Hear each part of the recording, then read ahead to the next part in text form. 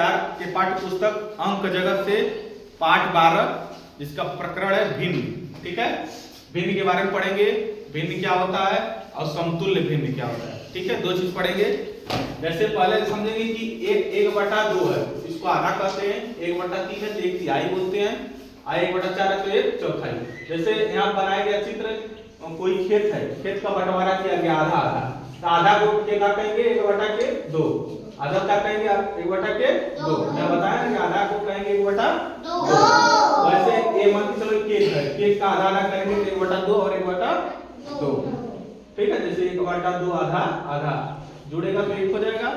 ठीक है, जैसे यहाँ भी 1 है, हमको 8 लोगों को बांटना है, 8 लोगों में बराबर बराबर बांटना है, तो कैसे बांटेंगे 1/8 1/8 1/8 8 जगह बांटेंगे। ठीक है, इसी को कहते हैं 1/8।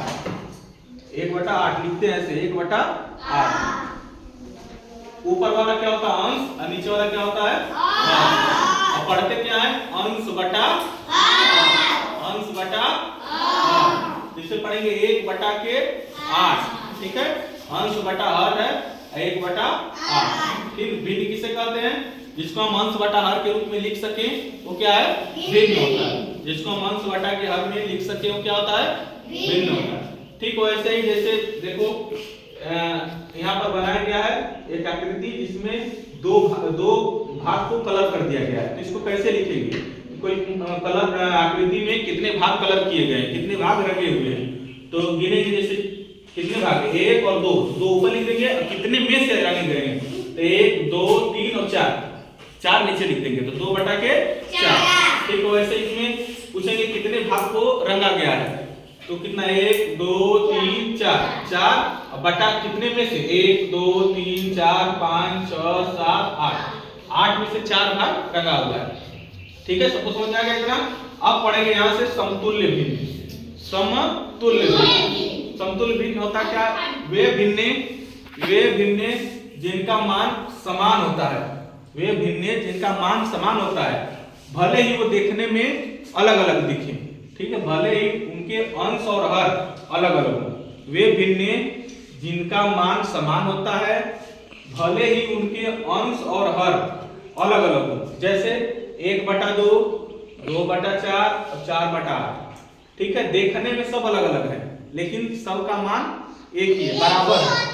बराबर 1/2 मतलब आधा, 1/2 आधा है, 2/4 भी आधा है, 4/8 भी आधा है। ठीक है, देखने में सब अलग अलग है लेकिन मान सबका समान है। वैसे 1/3 8/24 और 6/18 ये सब जो भिन्न है सब समान है, इनकी मात्रा जो है बराबर है लेकिन देखने में सब अलग अलग है ना। देखने में क्या होंगे अलग होंगे लेकिन इनका मान जो होगा वो समान होगा, उसी को कहते हैं समतुल्य भिन्न। अब कैसे हम पहचानेंगे कोई कौन भिन्न समतुल्य है कौन नहीं है, जैसे यहाँ प्रश्न पहला है 2/3 व 6/9। 2/3 व 6/9 समतुल्य भिन्न है क्या, देख कर तो हम नहीं बता सकते, तो कैसे चेक करेंगे, तो 2/3 लिख लेंगे 6/9, इसका हम तिर्यक गुणा कर देंगे। ठीक है, 9 का गुणा 2 में और 3 का गुणा 6 में, तो जब गुणा करने पर अगर बराबर आएंगे तो समतुल्य भिन्न होंगी, अगर गुणा करने पर बराबर नहीं आएंगे तो समतुल्य भिन्न नहीं। तो 9 का गुणा 2 करेंगे 9 दूनी का 18 और 3 का गुणा 6 में 3 6 का 18।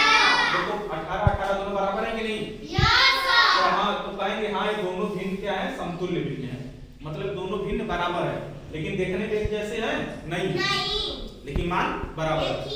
जैसे इसमें देखो 4/12 और 2/6 क्या समतुल्य भिन्न है, क्या दोनों भिन्न बराबर है, तो इसको चेक करेंगे 4/12 और 2/6 लिख लेंगे, तिर्यक गुणा कर लेंगे। ठीक है, 6 का गुणा 4 में 6 चौक 24, 12 गुणा 2 में 12 दूनी का 24, देखो बराबर है 24 से 24 आया, तो कहेंगे हाँ ये दोनों भिन्न समतुल्य भिन्न हैं।